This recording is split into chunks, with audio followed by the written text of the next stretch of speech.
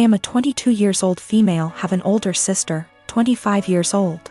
My sister is very sensitive about everything. When we were young, if I made the smallest comment like, I prefer pink over blue, it would make her cry because she thought I was aiming at her by saying it. My parents would always ask me to apologize to her since she's sensitive and I'm emotionally stronger than her. My parents never controlled my sister's diet growing up, letting her have what she wants since they found it too difficult to control her. I was skinny as a stick when I was a kid. So even though my family has a long history of thyroid disease, my parents didn't think there was an issue with me. However, my sister has been overweight the majority of her life, so my parents thought she'd be the one with the thyroid issues. They took us to an endocrinologist when I was 10. I got a diagnosis for Hashimoto's thyroiditis while my sister didn't, and instead got told to exercise and watch her diet. I got hypothyroidism due to Hashimoto's, and have been on medication ever since. My sister and I moved back in with our parents due to what's happening these days. I leave my medication in a cabinet near the kitchen since I know I won't take it unless I have to actually get out of bed to do so. Apparently, I left a box before I moved out of my parents' house when I was a teen, and one of her friends saw it while they were over and asked if it was hers. My sister told them that it was, and that's why she was overweight. The box has Euthyrox written on it in big bold letters with a little picture of a thyroid gland next to it. So, yeah, pretty obvious it was meant for a thyroid condition. She's held up this farce for almost 4 years. I only figured it out when I saw her take a box of it out of my bag one day. I confront her on it, and she starts crying and telling me that she just didn't want anyone to mean to her because she's fat. She also says that it's not fair that the one with the normal weight gets the thyroid disease. I tell her to knock it off, and that she can't lie to get sympathy from people. My parents talk to me later, and they say that I was too harsh calling her a liar and she probably needs a therapist or something, and the classic, I should apologize since I'm more mature. They even tell me that they were hoping that she was the one with the thyroid issues as a child, so that they could justify her weight gain.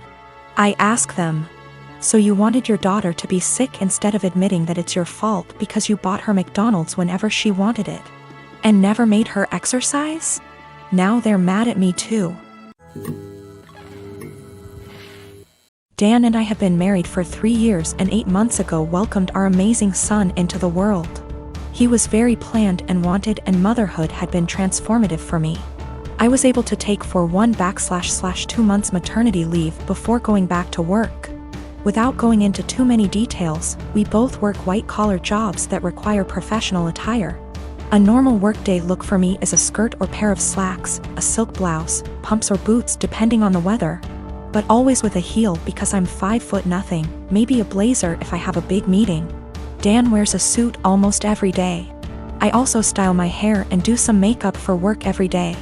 This is what I wore before our son was born and what I continue to wear. Dan and I are pretty even in sharing parenting duties. I tend to take mornings because I'm more of a morning person than Dan. A normal morning for me starts early, short workout, shower, get baby up, get ready. Get baby ready and baby off to Dan because the daycare is on Dan's way to work. I'm normally dressed at the tail end of this process, but I keep my robe on over my clothes in case my son wants to give my outfit something to remember him by on our way out the door. For the last month or so, Dan has been more irritable than normal in the morning. There have been side comments if he gets up and I'm drying my hair or getting dressed. Basically, if I'm not 100% focused on my son in the AM. Our son is happy playing and supervised, so I just chalked it up to morning moodiness, but it's been getting worse. Last night, I brought it up in what I thought was a neutral, non-confrontational way. Basically, his answer was this: his mom was 100% a mom after her kids were born. She gained a fair amount of weight after she had kids and never tried to lose it. She wore sweatpants every day and works a job where she wears a uniform, so if she wasn't in her work uniform she was in sweats and a t-shirt. She never did her hair or makeup. Her entire identity was being a mom, and she's shared with me how hard it was to watch her kids start their own lives. Dan thinks I don't care about our son as much as he does since I worked on losing the baby weight and still put effort into my appearance. I feel like keeping this part of my identity actually helps me be a better mother. I love my son, but I'm still me and I still have the things I like to do. Dressing well my identity actually helps me be a better mother. I love my son, but I'm still me and I still have the things I like to do. Dressing well, blowing out my hair and doing my makeup are therapeutic to me. Now that being said, my son is my life, and if I knew that not doing those things but guarantee him a happy, healthy life, I would stop immediately. I told Dan that my son and I have our morning routine and he gets lots of time and attention before I go to the office. Dan said he wasn't looking to fight, but he just wanted me to think about my priorities and my time management.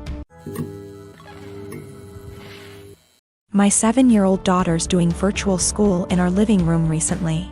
I heard her teacher address a girl named Kelly a few times, which stuck out to me because my daughter's class is only about 15 kids and I know them all by this point in the year. A couple times more and I realized she was calling my daughter Kelly. My daughter's name is Keely, pronounced Keely. So after school was over I asked her if that had been happening all year in this teacher's class, and she said it had, and it really annoyed her. I asked her why she hadn't corrected the teacher if it annoyed her so much, and she said she had repeatedly at the beginning of the year, but the teacher kept calling her Kelly, so eventually she gave up on reminding her. I sent the teacher a quick email explaining the misunderstanding but got no response. This teacher teaches a special subject, think music, gym, art, or language, not just one grade level. So my daughter will be in her classes for the next several years, so we couldn't just wait it out. And how moments like these are handled now will set the stage for how my kid deals with similar situations on her own in the working world. I encouraged my daughter to come to class early or stay later again, thinking maybe she hadn't heard or understood her last time. So a quiet one-on-one would be better. She got to the class early and she told her very politely that her name was Keely like really, instead of Kelly like jelly. And that people often get it confused, so she just wanted to clarify. So class starts and sure enough she gets called Kelly again almost immediately. So there's only so much self-advocation a 7-year-old can be expected to do. I just walked over and said, "Hi, this is Keely's dad. Her's name not Kelly. It's Keely." A few hours later I had an email in my inbox inviting my wife and I to a parent-teacher conference with the vice principal. The long and short of the meeting ended up being the school feels that while the teacher probably should have learned her name, that the real problem is she feels I challenged her authority by correcting her in class, and that the names were similar enough for it to not have warranted such drastic action. That surprised me. I couldn't believe a meeting was necessary, let alone that it cast blame on us. I can't tell if I'm being that annoying, my kid matters most parent that my grandmother the school teacher always complained about, or if the teacher should just learn her damn name, because that's a basic part of her job. I'm 25 and am having a micro wedding. My dad's 43 and this woman's at least in her 50s. My dad and this woman have been together like 3 to 4 years at this point. I've never met her as they live on the opposite side of the country.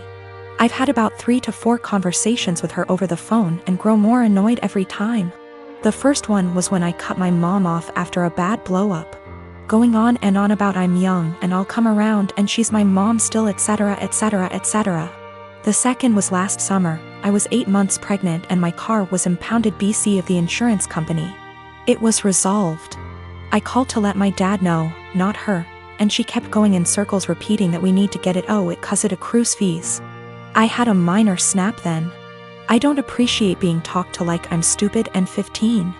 I was telling him that BC of the insurance company our truck got towed and was in impound, and they were in the process of getting it out. She chimes in, he had me on speaker, and repeatedly said in a tizzy, get that car out. You need it, it's accrues fees, the longer it's there the more it is. Literally repeated the same sentences for 10 minutes, refusing to listen, when I told her it was being handled, until I snapped and told her to stop it because it was being handled and I knew perfectly well what impound is and does, and to stop talking to me like I'm 16 years old. Again, I was 8 months pregnant and was giving an update, not asking advice. I sent my dad an invite specifically addressed to only him, and his RSVP was pre-filled for only him. I've seen him all of 2 times in the last 10 years, and the only time he made an effort of contact was when I was pregnant. Well, now I'm getting married, in a week at this point. He never sent his RSVP card, so I texted him asking about him and his parents, and he said they're all coming. So I reiterated all 3? And he said 4, including this woman. I said his invite was addressed to him and pre-filled for 1. I haven't had a text since. Not only is it my wedding, but my FH and I are announcing our second pregnancy as well, and I don't want someone who lacks boundaries there. Or someone, not from my IL family, that I haven't met / don't know. Yes, I did try talking to him this spring in person about her behavior. I told him I don't appreciate it when she talks to me like some stupid teenager who doesn't know what anything means. I don't call for advice, I call to give updates. I didn't need or appreciate the consistent repeating of information I had made clear I already knew.